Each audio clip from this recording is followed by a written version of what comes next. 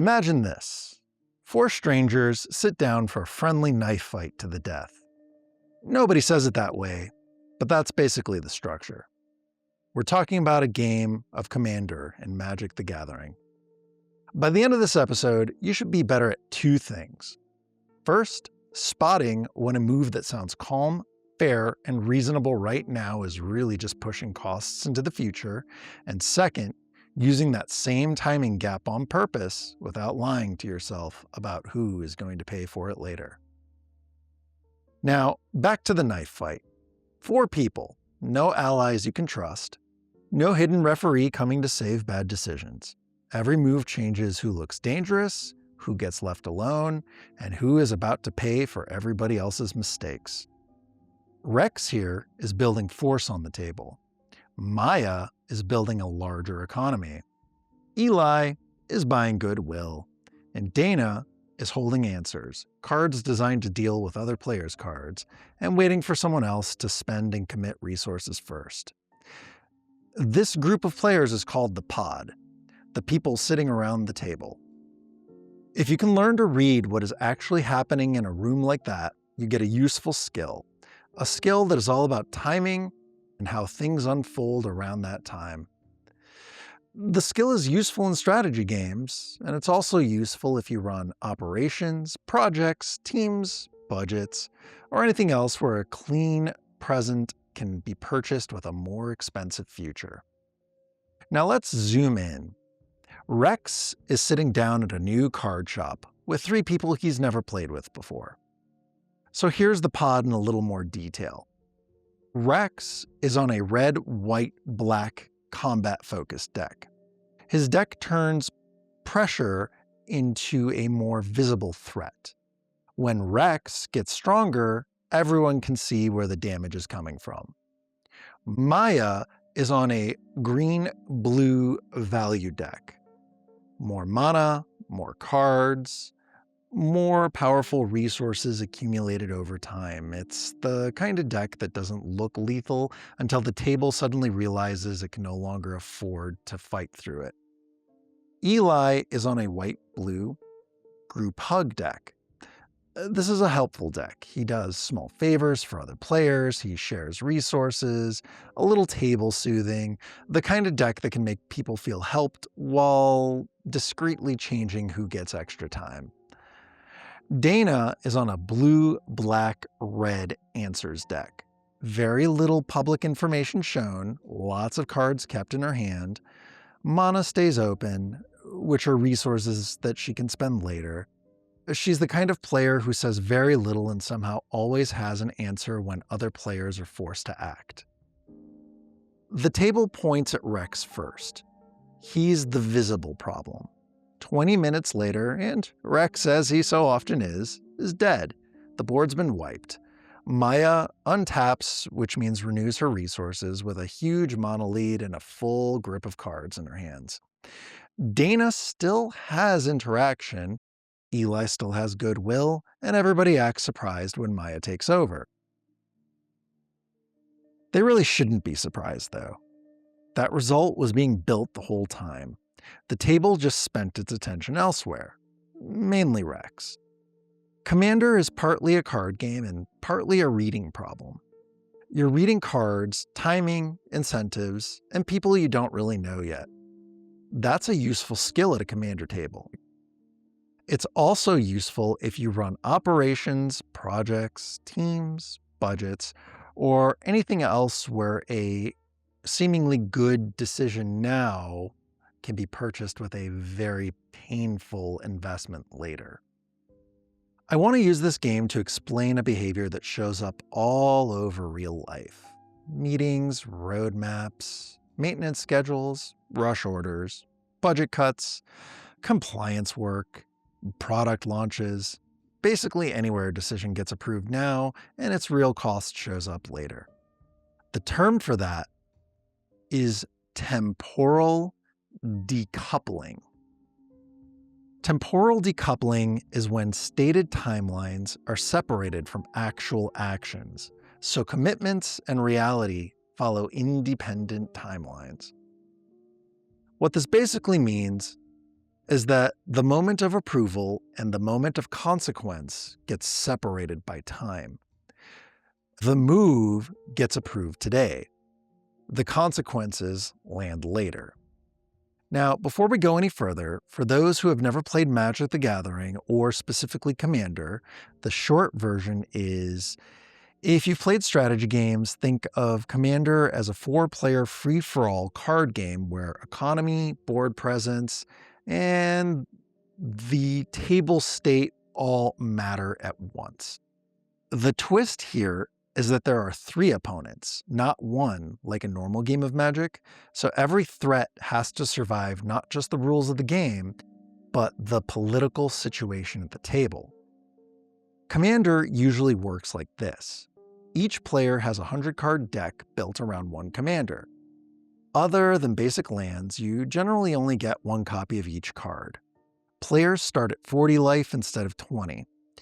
The higher life total slows the early kill pressure down a little bit and gives positions more time to build. Your commander, typically a legendary creature, starts face up, so everyone has at least some information before the game begins. Threat assessment is the central question in every game of Commander. Who is the biggest threat and how are they seeking to win? Gavin Valentine of the Distraction Makers podcast popularized using the strategic categories framework for Commander games by signifying whether somebody's strategy focuses on speed, aggression, eventual power, economy building, or defense, answer-heavy interaction. My claim here is that a lot of Commander tables are not simply bad at answering that question. They get tricked by timing. They treat present reasonableness as if it predicts future safety, but it doesn't. So, watch the game. Turn 1, Rex plays a land and passes. Maya plays a land and then plays a Soul Ring. The Soul Ring is a cheap artifact that produces lots of mana later. Maya isn't attacking anyone with a Soul Ring, she's just creating more options for herself in the future. That should register with other players immediately. It shouldn't make them panic, but it should register as an issue. It's not dramatic in the moment, and that's why some players underprice it.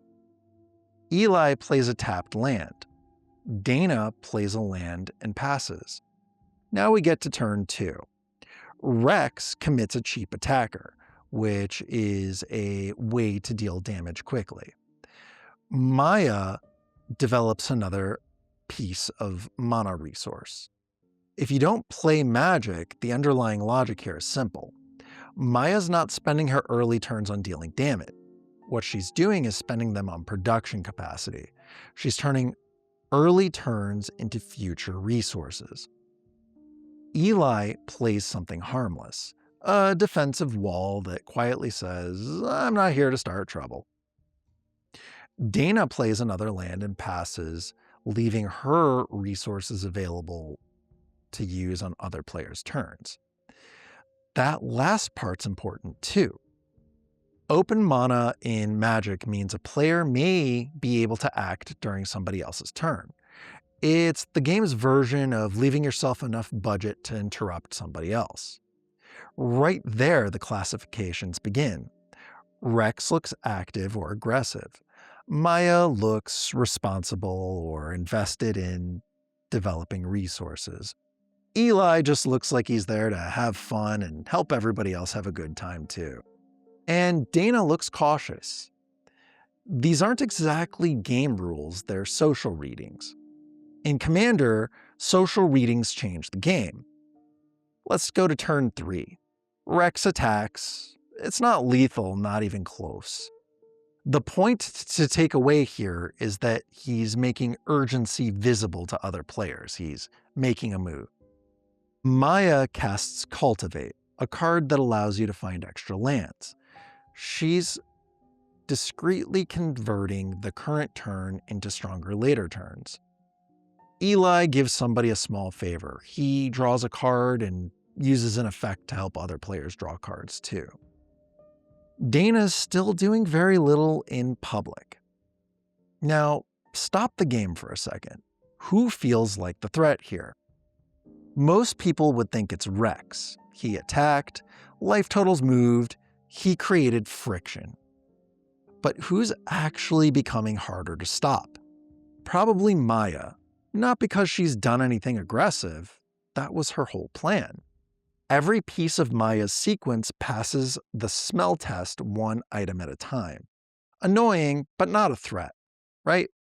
That's how the table talks itself into the trap. Each individual decision sounds reasonable when it's approved by the group. The accumulated position doesn't. By the time the accumulated position becomes the dominant fact of the game, the cheap answers are gone and the expensive ones are late. That's a form of temporal decoupling in game form. Approval now, consequences later. Rex keeps doing what his deck does. He adds pressure, a creature that makes blocks awkward, his power becomes more legible by the table. You'll see Commander punishes legibility. This is one of the format's meaner truths. The player who makes power visible often gets punished harder than the player who builds power discreetly. Rex is forcing responses, but he's also attracting them. Maya keeps ramping or building her resources and drawing cards. Eli keeps being helpful. He gets more powerful, gains more life, gains more cards, but so does everybody else too through his actions. Dana keeps letting other people be the first public problem. At this point, a non-magic viewer should think of the table as managing two kinds of danger. Visible danger, that's Rex. Damage on the board, unknown quantity. Compounding danger, that's Maya. More economy every turn, more options every turn, harder to contain later.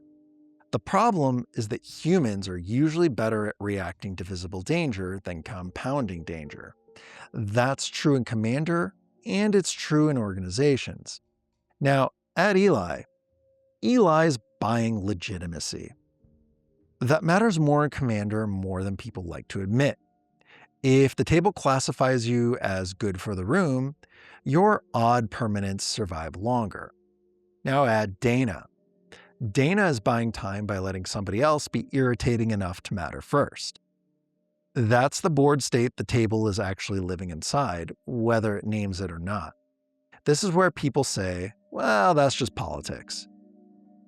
Unfortunately, that word is doing too much work. Politics includes alliances, bluffing, grudges, persuasion, revenge swings, king-making, and all the rest. The politics perspective is too abstract, has too many moving parts. It's saying that a frog, a dog, and a spider are all animals. It's not wrong, it's just not helpful.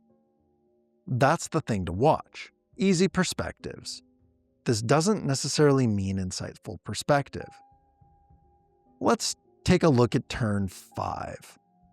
Rex has enough pressure that if nobody interacts, someone is going to start taking real damage. Maya has more mana than anyone else, more cards than she should, and the ability to turn resources into control in the next phase of the game. Eli has helped just enough that nobody wants to point a spell in his direction. Dana kept mana open long enough to look prudent instead of threatening.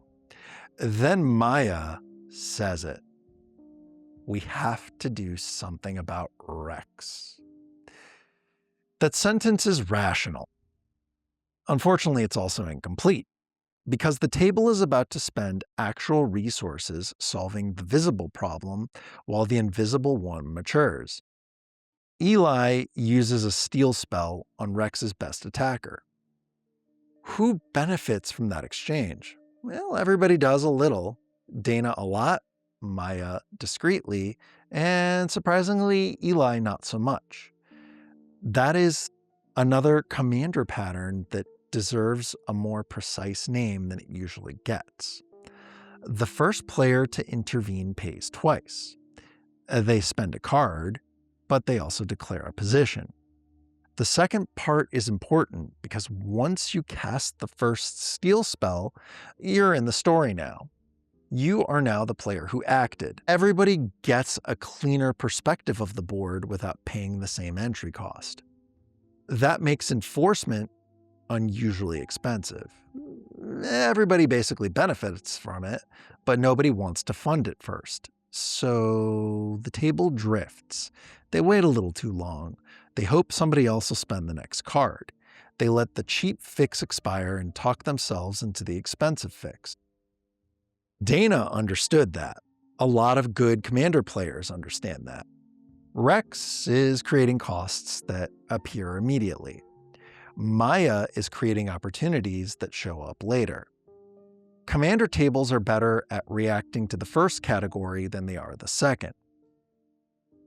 Now, let the mistake deepen a bit. Eli casts something that feels generous. He casts Wrath of God, destroying all creatures and they can't be regenerated. This is the moment that makes all of this easier to see, the board wipe. This is one of the most misread moments in the format. Board wipes feel fair long before they're fair. Everything dies. That part's obvious. The recovery position isn't. Who has more lands after the wipe? Who has more cards in hand? Whose commander is still cheap to replay? Who held back because they expected the wipe? Who built their whole deck to recover faster than everyone else did? Those questions decide what the wipe actually did. The table usually asks a simpler question. Did the scary board go away? In this game, yes. Rex got checked. Everybody feels better.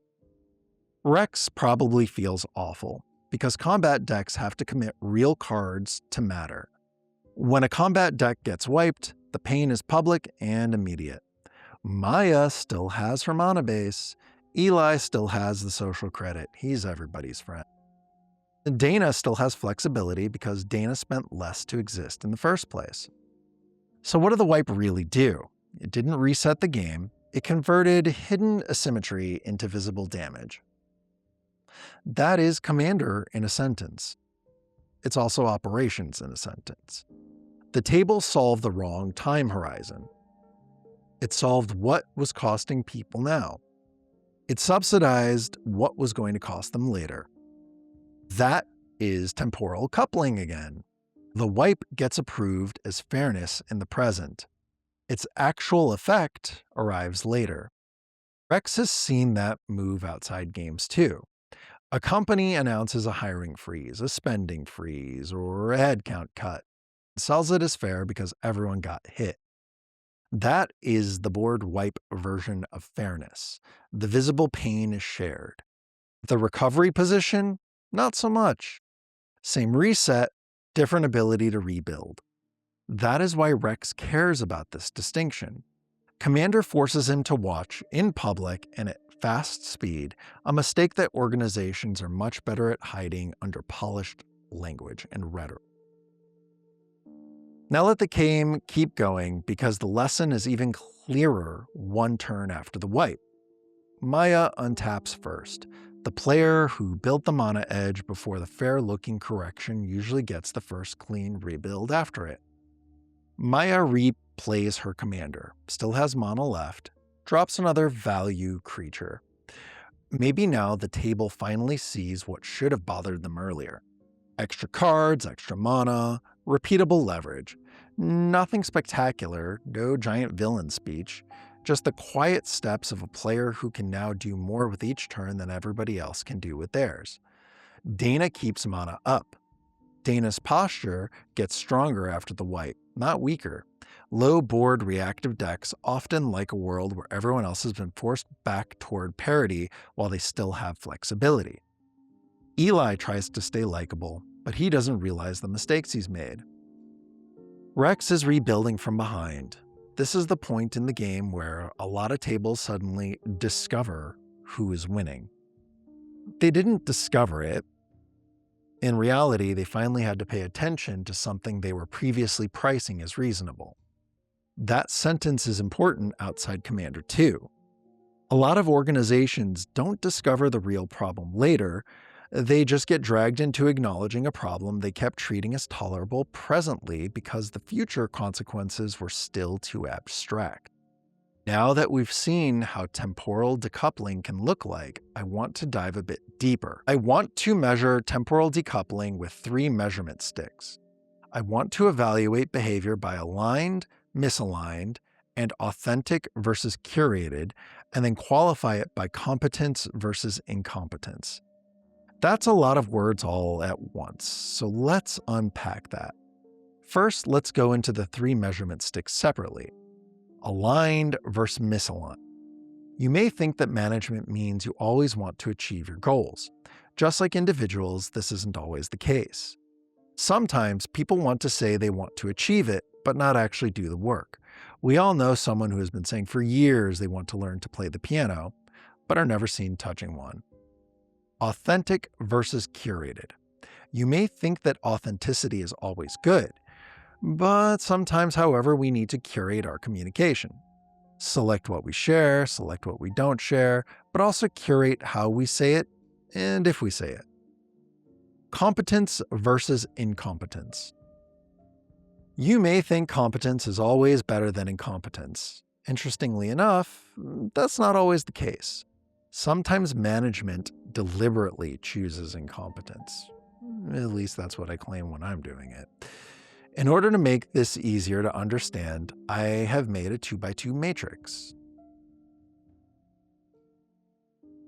You can be better or worse at achieving these goals, and competence will invert the outcomes or put you in another quadrant. A couple of examples. If you incompetently try to hammer a nail in the wall, your correct execution will fail. If you do not want anyone to know about the latest round of layoffs, but you incompetently send the to fire list to everyone in the office, you fail to achieve strategic opacity. In this case, your strategic opacity turns into open misalignment. You may think that transparent misalignment never happens in organizations, but you'd be surprised. You can be open about not wanting to achieve a goal. A middle manager clearly stating he will not be pursuing a strategic objective can be making a power play or using his power to indicate a foundational flaw with that strategic objective. I personally have used this to good effect in the past. Now let's go through them. Let's start with strategic opacity. Temporal decoupling here means we delay execution for a good reason, but we don't tell anyone. You delay the consequence because the gap is buying you something real. Better information, more capacity, which translates into judgment. We can also push our deadlines into the future because we want to gain something deceptive. This is deceptive misuse of temporal decoupling, which means the delay mainly protects appearances. The Jira dashboards stay green. Meanwhile, the underlying cost is just being pushed into a later calendar slot. A later team, a later quarter, a later owner, or a later version of the same problem. It's capacity relocation while giving the appearance of capacity building. That distinction is one Rex actually needs at work. Sometimes we're looking at temporal decoupling that is very warranted. It's an open misalignment now because changing it later is more beneficial in the long run. Sometimes you really should stage change. You don't rip apart a packaging line in the middle of peak throughput because you discovered one minor defect source.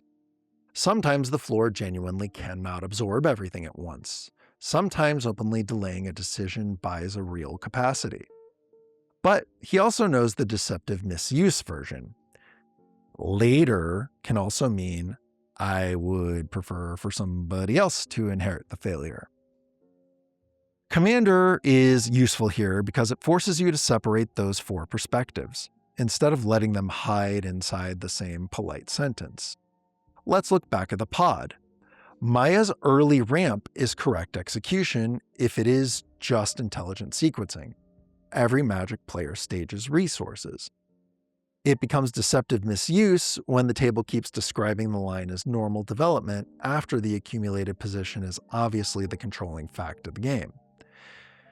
Eli's favors are correct execution, if they are genuinely table management.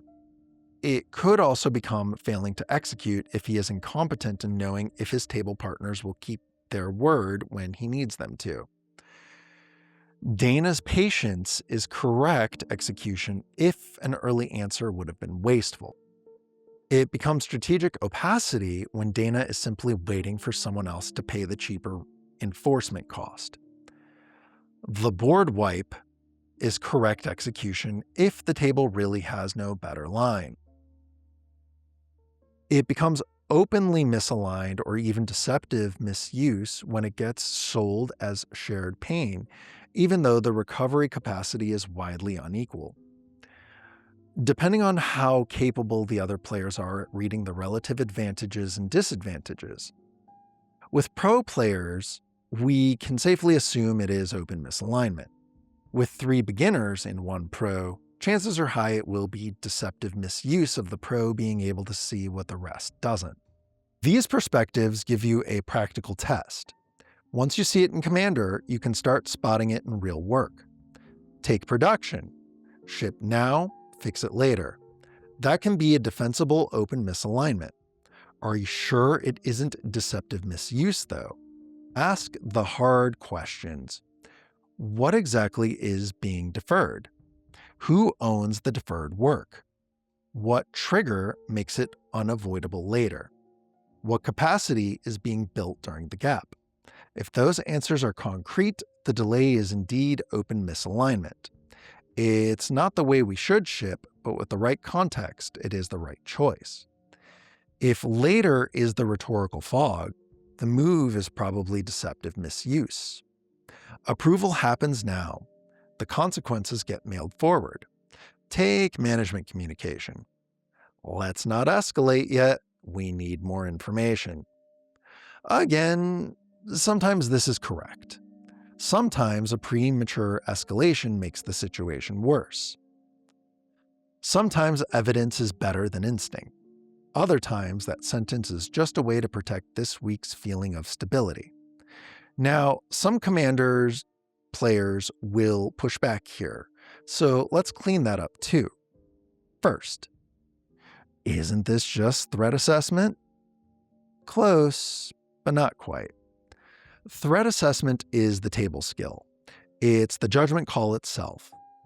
Temporal decoupling tells you why that judgment call fails so often. It points to the timing mismatch between what sounds acceptable now and what becomes expensive later. Second, well, all this really just depends on the pod. And of course it does. Commander always depends on the pod. Power levels are important, deck expectations matter, like Rule 0, which means what kind of power level you all agreed to play with before you started. Social expectations matter. The pregame conversation changes what the table is willing to approve when it happens. That doesn't really weaken the concept, though, it just changes the baseline. In a high-power pod, fast mana and brutal resets may be fully expected. In a softer pod, the same lines may carry heavier social penalties. And that's all fine. The timing question stays the same. What gets approved now, what becomes expensive later, and who pays first? Third, this really just sounds like manipulation. And that depends on what you do with it. If you use temporal decoupling to hide costs, borrow legitimacy, and dump the consequences on somebody else, then yes, you are deceptively misusing temporal decoupling. If you use it to stage work, protect the system from overload, gather evidence before escalation, and build actual capacity before the bill lands, then it is one of the more useful operating tools you have. Remember that out of the 4 quadrants, there is only one that can be manipulative. Even deceptively misusing temporal decoupling can be competently done with good intentions. Telling that friend that is always late that your appointment starts 1 hour earlier than it really does is deceptive misuse of temporal decoupling, and if your friend falls for it, you've done it competently. Is it deceptive? Yes. Is it aligned? Well, assuming your friend also wants to be there on time, but is incompetent and always fails and feels bad about it, yeah. The goals are then also aligned. Have you lied to him competently? Yes. This happens in projects constantly. The deadline is set way before things actually fall apart, so we have a buffer in case those things fall through. And I really wish I utilized that a lot in my own life, but is that deceptive misuse? Yes. Is it defensible? Also yes. By this point, me and Rex aren't just thinking about the pod anymore. He is thinking about maintenance deferrals, temporary workarounds, rushed customer promises, courtesy promises that turn into quality escapes, and all the little ways a calm present can be purchased with a much more expensive future. So here's the test he can carry back out of the card shop in the Commander game. When someone proposes a move that feels calm, fair, or reasonable in the moment, he looks at the matrix. Is this simply correct execution that I haven't identified yet? Is this open misalignment that can be justified? Could this be strategic opacity? Is there something that the proposer here isn't telling me that I need to know? And finally, could this be a deceptive misuse of temporal decoupling? Run it on a game of Commander. Run it in meetings. Run it on roadmap promises. Run it on maintenance schedules. Heck, run it on policy resets. If the line only makes sense because somebody else will inherit the bill, you're probably looking at a deceptive misuse of temporal decoupling. Always watch out for management theater, where talk and reality no longer walk together. This was temporal decoupling, or temporal management decoupling. If you like this breakdown of temporal decoupling, stick around. There are many ways where talk and walk break apart, and you will see many ways in which they diverge in the future on this channel, so stay tuned. I would like to take the time to thank the Magic the Gathering subreddit, Distraction Makers, which is a phenomenal gaming design podcast, and the Discord where we discuss these topics before they go live. Please like, share, and subscribe if you found any value in this video. But if you really want to help the channel, click on one of these videos. We'll see you next week with new insights and games here on Tactical Mindscapes. Thank you for watching.